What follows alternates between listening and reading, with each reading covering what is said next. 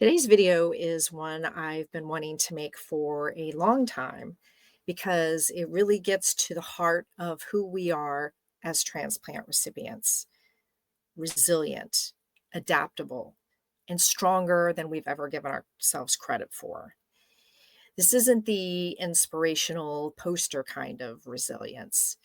It's the quiet strength that we build day one by one medication, one decision at a time.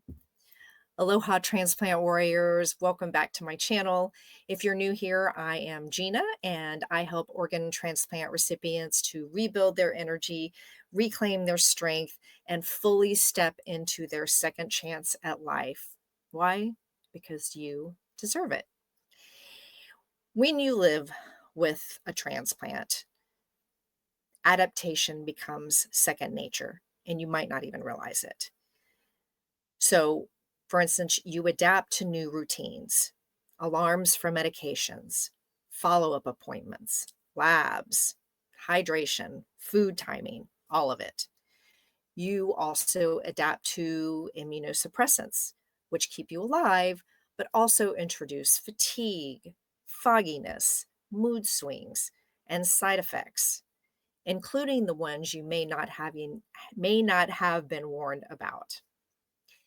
You also adapt to unexpected lab results, fluctuating kidney or liver numbers, and this constant balancing act between living fully and protecting your health. It's ongoing. In the beginning, it feels like your whole life is one big adjustment, and it is.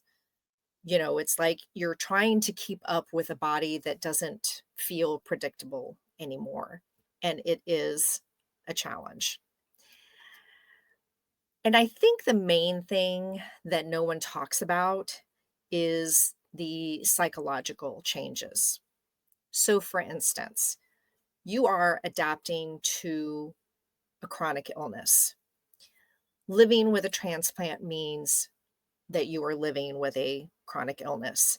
It's something that can't be ignored, paused, or skipped. And yet, you show up every single day. You learn to manage your medications, you learn what your body needs, and you learn how to function even on the days when you don't feel like it. And that, my friend, is resilience. It's not being strong all the time, it's the daily choices that keep you going even when it's hard. The second psychological thing that we deal with is coping with the uncertainty. And this is no joke, right? It becomes a part of the air that we breathe. Will my labs stay stable? Will this medication adjustment work? What if I feel off today? What do I do? Is this just a random symptom or is it something serious? And most people never have to live with that level of uncertainty, but you do. And you developing coping mechanisms like routines, mindset shifts, humor, meditation, leaning on your people that allow you to carry that uncertainty without letting it crush you. That is emotional resilience on a level that most people will never comprehend.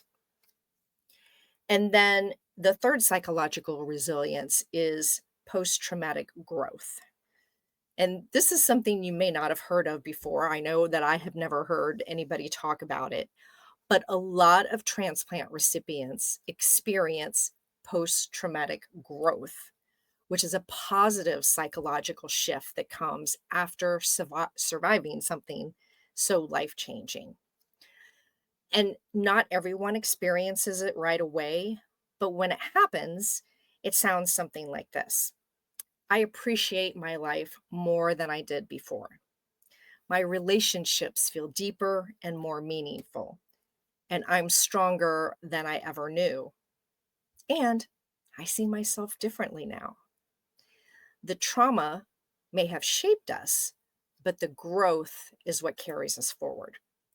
And I don't know about you, but this is definitely where I am on the psychological resilience scale. And in fact, for me, I pretty much had this post-traumatic growth from the very beginning. I was out to do whatever I could, learn as much as I could about keeping my kidney as healthy as possible. So I didn't know there was a name for it, but when I was doing some research for this video, this is what I found. So I thought that was pretty cool. And in addition to the psychological resilience, there's the social resilience. So reintegration into life, which sounds weird, but we know it's a thing, right? So resilience shows up in the way that we rebuild our lives. So that includes, getting back to work, returning to hobbies, traveling again, and saying yes to things slowly but boldly. And just figuring out how to be in the world while trying to figure out how to protect our health at the same time. I know this was like a big thing for me, especially in the beginning. And still to this day, 31 years later, everything I do is with the thought in the back of my head of protecting my kidney. Reintegration, as you know, is not simple, it's a process, it takes time. But as a transplant recipient, um, you show an incredible ability to reclaim your independence and create a new version of your life that honors both joy and health. And then there's also the support networks.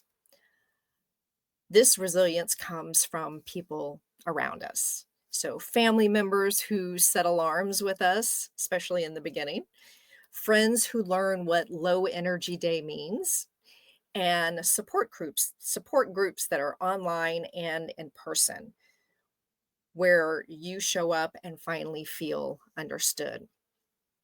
For me, when I had my transplant 31 years ago, there was no online support. Um, Actually, there was not a whole lot of in-person support either, now that I think about it, other than the one person that came in to talk to me pre-transplant. But then I didn't really have anything after that. I kind of felt like I was going through the motions alone. So I do think it's really cool today that we do have the online support, especially the very niche groups out there that are just for transplant recipients. So we kind of know what each other is going through and we can kind of vent and everything. So that's really cool. And then there's also support for those who have been there, from those who have been there, like me. And the work that I do with my clients one to one is we work together to find out what's working, what's not, and we figure out a plan so that you can learn how to live a thriving life with your new organ. I haven't really seen anyone else give this kind of support. And so this is my way of giving back.